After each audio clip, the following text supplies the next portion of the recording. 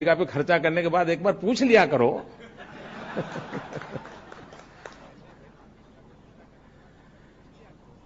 तीन बातों की ओर बल देने की आवश्यकता मैं समझता हूं, और मैं समझता हूं अगर चाइना के स्पर्धा को हम स्पर्धा के रूप में लेना चाहते हैं तो भारत ने अपनी सोच में, अपनी योजना में, अपनी कल्पकता में तीन बातों को मूलभूत रूप से जोड़ना चाहिए। एक स्किल, दूसरा स्केल और तीसरा स्पीड। हम छोटा छोटा करेंगे तो नहीं होगा जी, बहुत बड़ी मात्रा में सोचना चाहिए, बहुत विशाल फलक, बड़े कैनवास पे सोचना चाहिए।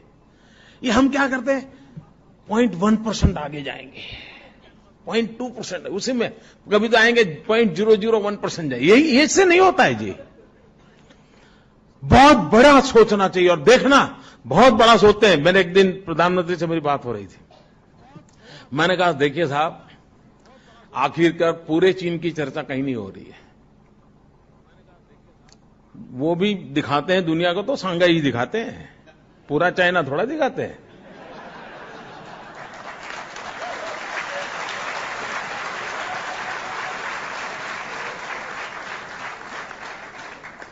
तो हमने कहा हमें भी एक व्यूहात्मक रीते पूरे विश्व के सामने अपनी ताकत दिखाने के लिए कुछ चीजें करनी चाहिए।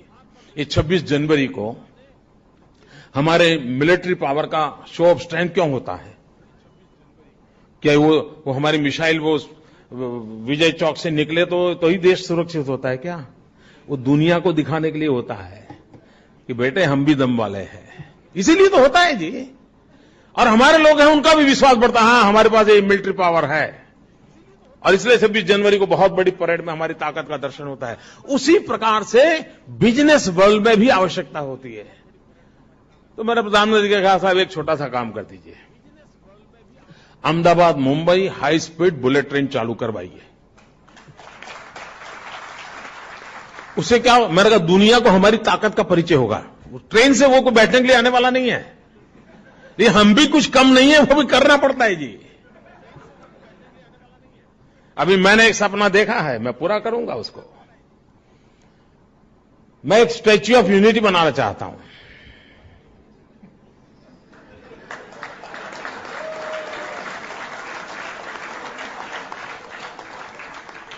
भारत को एक करने का भगीरथ काम किया था सरदार पटेल ने।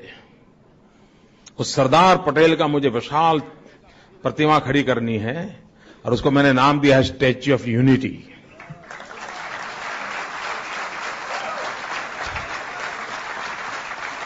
और ये स्टैच्यू ऑफ यूनिटी की क्या कल्पना है मेरी? ये जो स्टैच्यू ऑफ लिबर्टी है, उससे इसकी साइज डबल होगी। मित्रों, ये दुनिया की सबसे बड़ी ऊंची प्रतिमा होगी, 182 मीटर्स। कोई 60-65 मंजिला मकान से भी बड़े सरदार पटेल खड़े होंगे। और मित्रों, मैं देखना चाहता हूं दुनिया उसके आके चरणों में आकर के बैठे।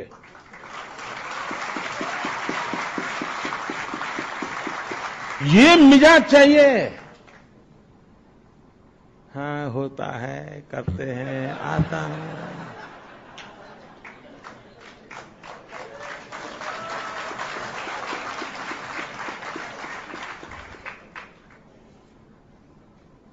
आपके पास समाज के लिए कुछ करने का इरादे भी चाहिए, और कठोर परिश्रम करना पड़ता है, साहस चाहिए, निर्णय करने का साहस चाहिए,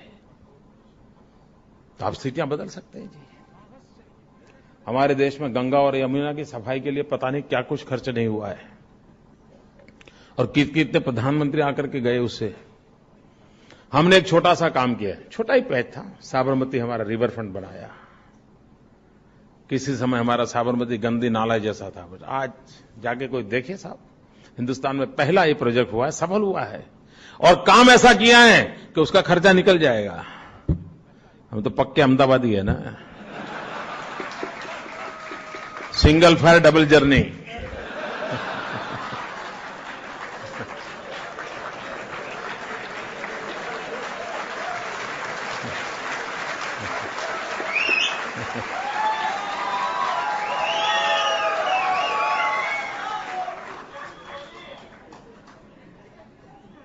मित्रों, कहने का तात्पर्य यह है कि अगर हम सचमुच में इन 3 बातों की ओर आग्रह से सोचना चाहिए। स्किल के विषय में कोई कॉम्प्रोमाइज नहीं होना चाहिए। स्किल अपग्रेडेशन निरंतर होते रहना चाहिए। हमारे काम का स्केल बहुत बड़ा करना चाहिए मित्रों। अब जैसे हमने एक सोलर एनर्जी